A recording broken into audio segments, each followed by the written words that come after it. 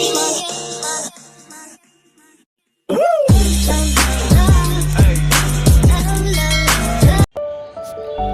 Morning বন্ধুরা, কেমন আছেন সবাই? আশা করি সকলেই ভালো আছেন আর আমিও ভালো আছি। এখন বাজে সকাল 8টা। আমি আমার বাসি কাজগুলো সেরে টিফিন করতে চলে আসলাম। এখন টিফিনে বানিয়ে নেব চাউমিন। আজকে ইচ্ছা হয়েছে সবার চাউমিন খাবে, তাই আলুগুলো কেটে সব ভেজে নেব। ভেজে নিয়ে চাউমিনটা সেদ্ধ করে ঢেলে রেখেছি। আর তার আগে আমি জামা কাপড়ও কিছু কাচবো, এরপরে জামা কাপড় কাচবো, তাই জামা কাপড়গুলো ভিজিয়ে রেখে এসেছি। চাউমিনটা হয়ে গেলে সকলকে খেতে দিয়ে তিন্নিকে খাইয়ে তারপর আমি আমার পরের কাজগুলো করব একে একে। আজকে আবার একটু তাড়াহুড়ো করে কাজ সারতে হবে। আজকে তো শুধু ঘরের কাজ নেই, কিছু বাইরের কাজও মেটাবো। আজকে যাব এক জায়গায়, কিন্তু সেটা এখন বলবো না, যখন যাব তখন আপনাদেরকে দেখাবো। তাহলে আমি টিফিনটা করে নিই, করে নিয়ে বাকি কাজগুলো করব। চাউমিনে একটু সয়া সস দিয়ে দিলাম। আমি আবার চাউমিন নামানোর আগে একটু সয়া সস দিই। সয়া সস দিলে চাউমিনটা ঠিক দোকানের মতো খেতে লাগে। তারপর একটু শসা কুচিয়ে দেবো ওপরে।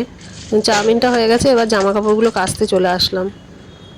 আমাদের এই উঠোনে না ভীষণ ছাওয়া পড়ে।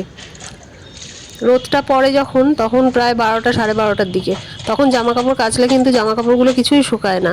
তাই জামা কাপড় কাচতে হলে আমাদের 10টা সাড়ে 10টার মধ্যে কাচলে তবে গিয়ে সেই জামা কাপড়টা বিকেলের মধ্যে শোকায়। তাই জামা কাপড়গুলো আগে কেচে নিই, পরে রান্না করতে যাব। সবজিগুলো কেটে রেখেছি আগের থেকেই, কেচে ধুয়ে মেলে তারপর উনুনটা নেতা দিয়ে তারপরে আমি রান্না করব। দেখেছেন উঠোনটা কীরকম ছাওয়া পড়ে রয়েছে। যে জামা কাপড়গুলো আগের দিনেরগুলো মেলেছিলাম সেগুলোই এখনও শুকায়নি, আর এখন যেগুলো ধুয়ে মেলছি সেইগুলো তো আজকে কিছুই শোকাবে না, আবার সেই কালকে শোকাবে। আজকে রোদটা ভালোই উঠেছে, কিন্তু আমাদের উঠোনে একটু রোদ পড়ে না। তিন্নিটাও খেলছে এখন দাদুর সাথে। গেটটা বন্ধ বলে বাইরে বেরাতে পারিনি, না হলে দেখতেন এখনই আমার কাজবাজ কিছুই আমাকে করতে দিত না। এই জামা কাপড়গুলো ধরে ধরে টানাটানি করতো।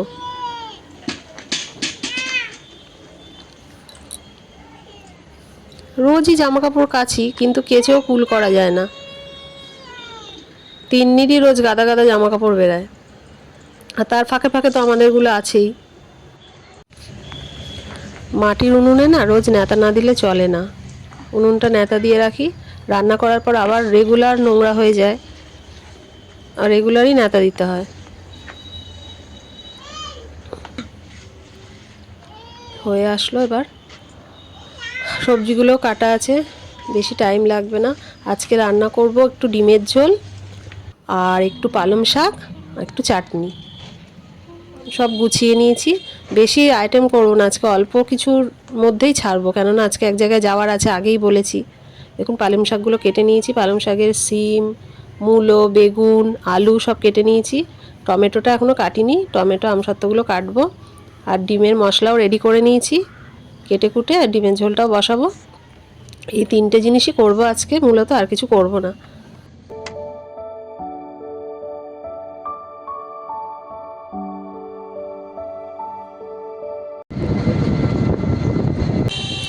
খাওয়া দাওয়া সেরে 2 মেয়েকে নিয়ে বেরিয়ে পড়েছি। এবার নীলগঞ্জে যাব। নীলগঞ্জ মানে হচ্ছে আমাদের এখানে একটা হাট বসে নীলগঞ্জে। আজকে বুধবার, যেহেতু বুধবার আর শনিবার করেই এই হাটটা বসে, তাই একটু হাটে যাব। আজকে কিছু ফুলের চারা কিনবো আর গুটিকত দানা কিনবো, গাছের দানা। এই দেখুন চলে এসেছি। এই দেখুন সব প্যাকেটগুলো দেখুন, এগুলো হচ্ছে দানা, পালং শাকের দানা, ধনের দানা, ধনে পাতা হয় এই দানা ছড়ালে, লাল শাকের দানা। আর এই হাটে হেন জিনিস নেই যে পাওয়া যায় না। দেখুন তিন্নিকে আর কোল থেকে নামাইনি, সব কিছুকে নামালে তিন্নি হাত ছেড়ে ছেড়ে খালি এখানে ওখানে ঢুকে যাচ্ছে, এই দোকান ওই দোকান করছে, কখন কোথায় হারিয়ে যাবে। ওই জন্য তিন্নিকে কোলেই রেখে দিয়েছি। নামার জন্য অনেক চেষ্টা করছে, কিন্তু আমি নামাইনি। এই দেখুন কত ঝুড়ি, দেখুন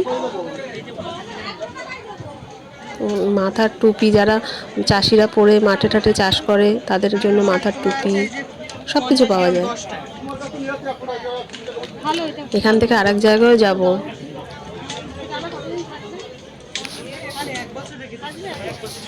এখানে হরেক রকম পাখিও পাওয়া যায়, পাখিও বিক্রি হয়, তারপরে দেশি মুরগি বিক্রি হয়। ফুল গাছের চারাই দেখুন, দেশি মুরগি দেখুন, সব মুরগি বিক্রি হচ্ছে। কেউ কেউ বাড়িতে পোষার জন্য কিনে নিয়ে যায়, আবার কেউ কেউ খাওয়ার জন্য কিনে নিয়ে যায়। এ দেখুন লোহার জিনিস, কাস্তে, দাও, বটি সব কিছু পাওয়া যায়। আমি আজকে একটা ছোট্ট মতন কাস্তে নিয়েছি, যেটা আমার মাটি খুঁড়তে সুবিধা হবে।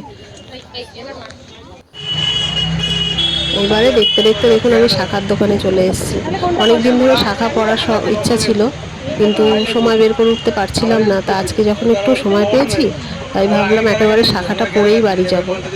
সবসময় তো তিন্নিকে নিয়ে কোথাও বেরানো হয় না। তাই দেখুন আমি ব্যারাকপুরে চলে এসেছি। নীলগঞ্জ থেকে 81 বাস ধরে সোজা ব্যারাকপুর চলে এসেছি। ব্যারাকপুর এইটা হচ্ছে ঘুষিপাড়া। ঘুষিপাড়ায় জয়গুরু শঙ্খ ভাণ্ডারে চলে এসেছি। এই শাখা দেখছি, দেখি কোন শাখাটা পছন্দ হয়। 4-5 জোড়া শাখা বার করে দিয়েছে দোকানদার। প্রচুর শাখা রয়েছে ভেতরে, প্রচুর স্টক রয়েছে। আপনারা কেউ যদি শাখা পড়তে চান তাহলে এই দোকানটায় আসতে পারেন। শাখাও ভালো, দামও কম। আমার একটা শাখা পছন্দ হয়েছে, শাখাটা নিয়ে নিয়েছি। এবার চলুন বাড়ি ফেরা যাক। এখন বাজে সন্ধ্যা 7টা। আমরা ব্যারাকপুর স্টেশন দিয়ে বাড়ি যাব। ব্যারাকপুর স্টেশনে চলে এসেছি। ট্রেন ঢুকলো এখন একটা। এবারে আমরা বাড়ি যাব। সামনে একটা বজরংবলীর মন্দির পড়বে। মন্দিরটা ভীষণ ভিড় হয়, শনি মঙ্গলবার বেশি ভিড় হয়। তা বাড়ির পথ ধরছি। ব্লগটা তাহলে এখানেই শেষ করছি। আজকের মতো টাটা।